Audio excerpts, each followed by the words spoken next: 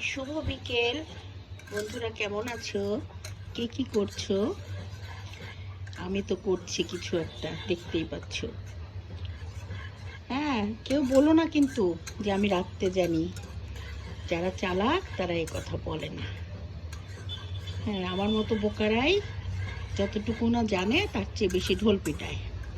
এই যে দেখো, সারাদিন এ বলবে এটা খাবো, ও বলবে ওটা খাবো, আর তোমাকে চুলার পাড়ে থাকতে হবে। এটাতে একটা আনন্দও আছে। ধরো তুমি রাঁধছো, খেয়ে কেউ তোমার প্রশংসা করছে, ওটা আলাদা ধরনের আনন্দ।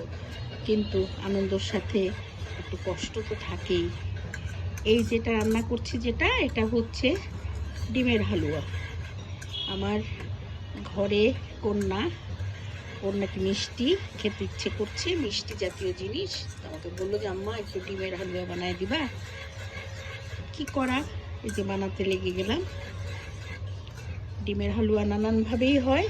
আজকেরটা আমি খাঁটি গরুর দুধ দিয়ে এভাবে একটু গালা গালা করে বানাচ্ছি। তোমরা বানিয়ে খেও।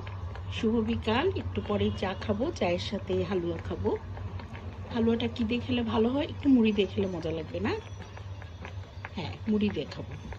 ঠিক আছে, ভালো থাকো, খোদা হাফেজ।